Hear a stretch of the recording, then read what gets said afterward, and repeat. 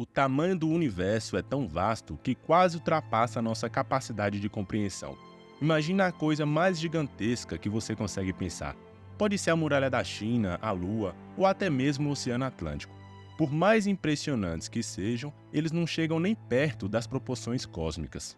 E o mais surpreendente, o universo também consegue atingir escalas menores do que podemos pensar. Imagine algo como um vírus ou uma partícula subatômica. Ele consegue ir além do que qualquer uma dessas coisas. Para a maioria das pessoas, a grandeza do universo é algo inimaginável, porque vai além de qualquer coisa com qual estamos habituados no nosso dia a dia. Considere, por exemplo, que existem pelo menos 10 sextilhões de estrelas. É um número com incríveis 22 zeros. E você provavelmente já ouviu falar que isso é milhares de vezes mais do que todos os grãos de areia em todas as praias da Terra. Mas talvez o que você não saiba é que o universo é igualmente minúsculo. O menor tamanho teórico, conhecido como comprimento de Planck, é de aproximadamente 1,6 vezes 10 elevado a menos 35 metros. Só para você ter noção, se um átomo fosse ampliado para o tamanho do nosso planeta, o comprimento de Planck seria incrivelmente menor do que a cabeça de um alfinete. De fato, o volume de Planck, que é o comprimento de Planck ao cubo, aproximadamente 4 vezes 10 elevado a menos 105 centímetros cúbicos, é tão ridiculamente pequeno que existem mais volumes de Planck em um único metro cúbico do que metros cúbicos no universo observável. Então, exatamente quão longo é um comprimento de Planck e como podemos visualizar algo tão pequeno? Qual o motivo fundamental para que seja o menor comprimento possível no universo? Vamos começar com a escala do ser humano, porque essa provavelmente é a escala mais relativa que podemos pensar. Nós, seres humanos, existimos nas coisas que têm em torno de 1 metro de comprimento, e existir nessa escala de tamanho é extremamente importante para a vida como conhecemos. Por exemplo, nessa escala, existem duas forças da natureza que são muito importantes. Uma delas é a força gravitacional que nos prende na Terra, e a outra é a força eletromagnética que é essencial para a vida. Apenas imagine coisas do tamanho do seu corpo, coisas como o extinto dinossauro Dodô ou uma bola de praia. Como pode ver, nesse instante estamos na escala 10 elevado a zero, ou 1 metro de comprimento. Agora, vamos diminuir um pouco essa escala. Estamos olhando para coisas que estão na escala de cerca de 1/10 de metro, conhecido como 10 centímetros. São coisas como o mussaranho pigmeu, que é o menor mamífero do mundo, ou um ovo de galinha, que é o alimento mais nutritivo que existe. Agora, vamos acelerar um pouco. Aqui você vai encontrar coisas como um grão de areia, que pode ter cerca de meio milímetro de comprimento, ou pixel. Se for um pixel de LED, o tamanho dos pixels pode variar bastante, dependendo da aplicação e da resolução da tela. Mas muitos têm dimensões que podem ser medidas em milímetros. Aqui uma pequena curiosidade. Você sabia que cada pixel de LED é, na verdade, geralmente composto de subpixels vermelhos, verdes e azuis, o famoso RGB? Além disso, algumas tecnologias de display, como o OLED, permitem que cada pixel seja iluminado individualmente, o que permite níveis de preto mais profundos e uma melhor qualidade de imagem. Voltando à escala, vamos diminuir mais 1000 vezes. Agora entramos em uma escala impressionantemente pequena, cerca de 100 vezes menor do que a largura de um único fio de cabelo humano. Estamos falando de um tamanho aproximado de 1 milionésimo de metro, o que é 10 vezes menor do que a dimensão média de uma bactéria. Nesse reino microscópico, encontramos entidades como vírus de grande porte, comprimento de onda da luz violeta e também se torna o limite dos microscópios ópticos, pois não conseguem ver objetos menores que 2 nanômetros. Continuando, vamos mais 1000 vezes. Agora estamos navegando em uma dimensão quase inimaginavelmente pequena, situada na faixa dos nanômetros, que são bilionésimos de 1 metro. Esta é uma fronteira que escapa à observação de nossos telescópios ópticos mais avançados. É nesta minúscula escala que encontramos estruturas como o nanotubo de carbono, uma das formas de carbono mais resistentes e leves conhecidas, com potencial de revolucionar campos que vão da medicina à engenharia.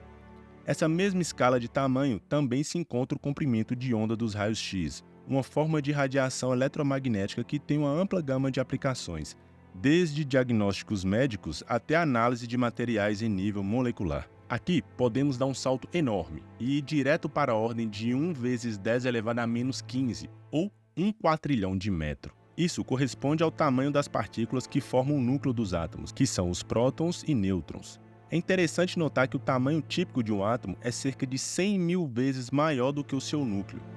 Para ilustrar essa escala, imagine que um átomo fosse do tamanho de um estádio olímpico. Nesse cenário, o núcleo do átomo seria como uma única bola de tênis posicionada bem no centro.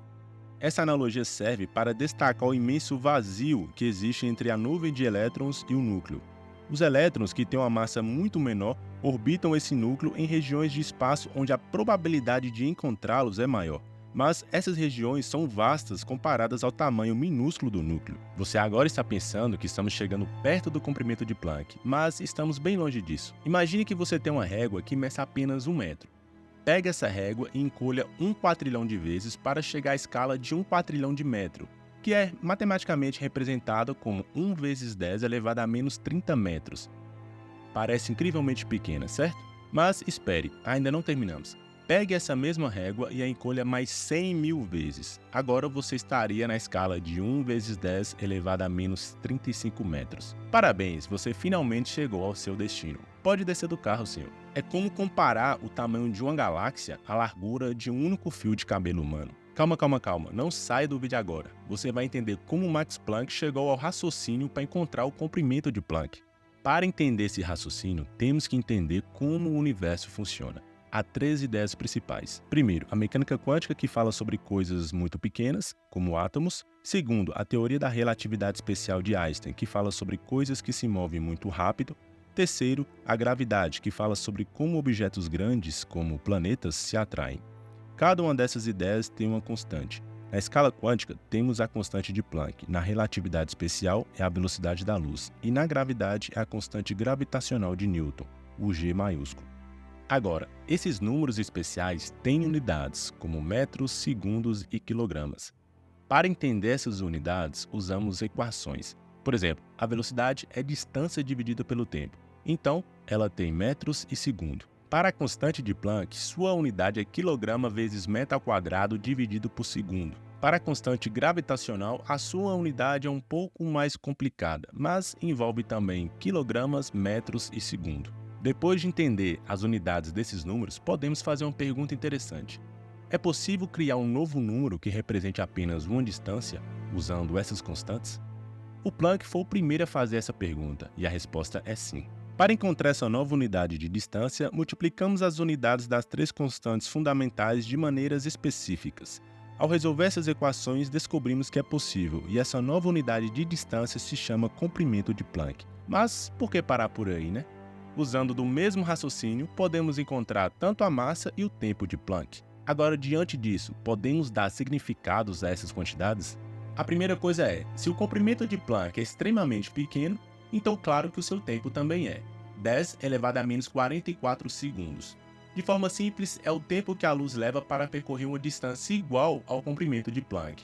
Logo, esse tempo é conhecido como a era de Planck dentro da cosmologia do Big Bang, menos de 10 elevado a menos 44 segundos. Levando em consideração a escala de Planck, a sua massa não podia ser diferente. Mas dentre as outras unidades, a massa de Planck está em uma escala mais ou menos concebível a humanos.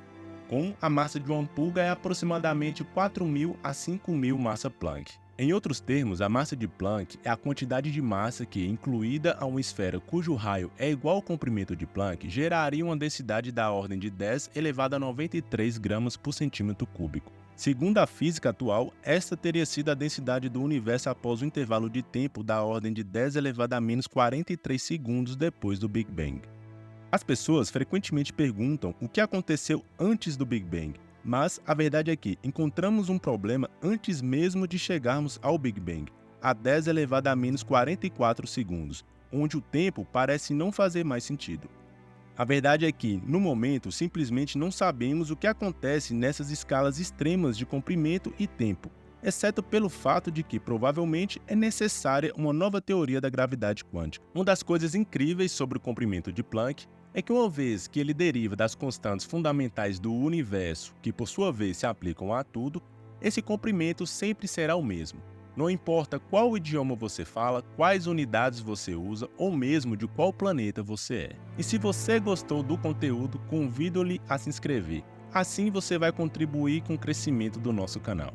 Muito obrigado e até o próximo vídeo.